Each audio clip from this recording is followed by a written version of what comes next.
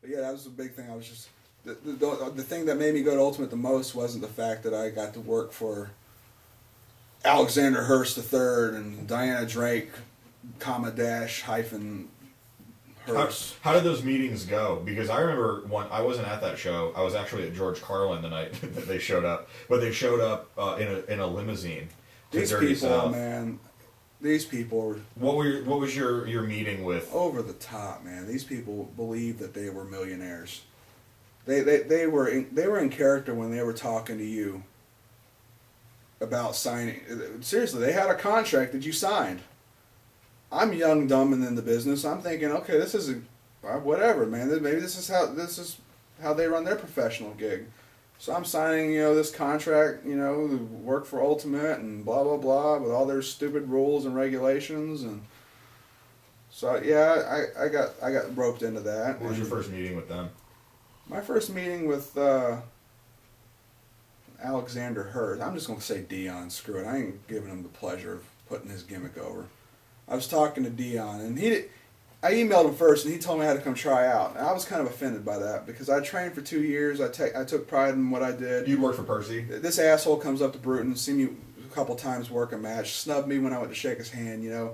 So I already had a bad taste in my mouth with this guy to begin with. And so this prick's going to tell me that I got to go try out. I'm thinking, who the hell does this guy think he is? Seriously, like I know I'm very much green in wrestling. But seriously, you want me to come try out? Right. And Jerry was actually the heavyweight champion of Dirty South at that point. So when he just took the belt over. When he left Dirty South, he brought that belt over to changed it from the Dirty South heavyweight title to the Southern heavyweight, which then became X Factor, which I retired. And we can get into that. So did you have a tryout match for Ultimate? No, you never did. No, never did because apparently. Red just wanted somebody so badly to be in his Hellfire Club. Now, explain what the position Red Anderson was in Ultimate. Red, I think Red was the booker at the time. So, Alexander Hurst and Diana Drake. Cindy and Dion. Okay. They were owners? Yeah, they were the multi-million-dollar white trash piece of garbage owners of Ultimate Wrestling. Mm-hmm. Who can spend like $80 to rent a friggin' limousine, but tell you that they're short on the door to pay their boys. It was just, that was the beginning. Like seriously, looking back in retrospect, that was just that so many warning signs with them. But yeah, they were so over the top, man. They were so over the top. Like everything they did cost money. I think they got a settlement, or Red had a settlement or something, which is like how most people in this area get their wrestling promotion started. You get a Social Security check, you go start a wrestling promotion, and that was Cindy and Dion's gimmick, was that they not their work gimmick, but their shoot gimmick, as far as they paid for the shows based on how much he got off his Social Security. I'll say it. I don't give a rat's ass. Okay, so they were owners based off that money. Whatever.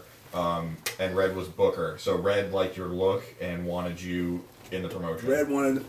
This, I don't know how true this is. Red said he's seen me work before, and he wanted to get me in on Hellfire Club. Mm-hmm. I rolled my eyes at that. I did not want to be a part of no damn Hellfire Club, because me and my buddies in high school used to make fun of the Hellfire Club. It was like, geez, we have all these fat turds. Where are we going to put them? I'll put them in the Hellfire Club. They're the stable misfit wrestlers. That conversation happened during a booking meeting. Was it really? No. It just kind of ended up that way. That's pretty funny if it did, because we were talking about the same thing out in the crowd. We were in the Mexican restaurant at the exact same time. Oh, really? That's where we did our booking meetings. Nice. Yeah. The chimichanga. And, I'm cracking the lid open on the TWA. Me, Chris Irish, Bobby Doll. But yeah, but they got to be the point where that was the only way I was going to be booked at Ultimate. So you accepted that? Yeah, reluctantly I accepted it. And I remember, I think I got a phone call from you. You showed up to the arena and you called me and you said, "I'm wearing a red Hellfire Club T-shirt. I'm the newest member of the Hellfire Club." Yeah, because I think you were teasing me like, if you end up doing it, you're going to be in the Hellfire Club. Red's a mark. I may have said that. Just because I know Red. Yeah. No, you did. It was a conversation we had, and you're just like, well, before you know it, you're gonna be Hellfire Club, buddy. I'm telling you, you're gonna take it to the top. And I made sure I called you because that was exactly how it was. It's like, hey, guess what I got today? What? A guarantee? No, a Hellfire Club T-shirt. A Hellfire Club T-shirt, and your first match with Ultimate will be discussed in the next shoot interview. Part 2, Joe Gibson. We're going to bring them right to what they want to hear, pull it right back. So, Joe, thanks for being here today. I think we learned a lot about you. Hopefully I didn't bore the hell out of me. No, it was good, man. We learned a lot. We had some laughs. We kept the cursing to a minimum, so I know everybody's going to be real happy with that. Check out some of the other shoot interviews we've got on this account. The cursing is probably going to be way more in those.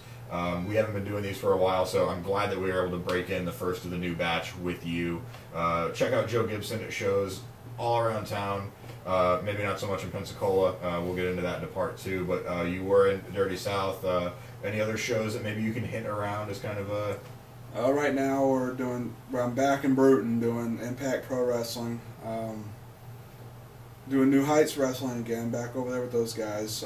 And New Heights is good stuff. Even when New Heights has got pretty much a lot of the young guys in this area who just banded together and said, we're going to do our own thing. Good. And it's been working for them. Cool. Good group of guys. Very good. So keep an eye out for those. You can also find a Joe Gibson fan page on Facebook.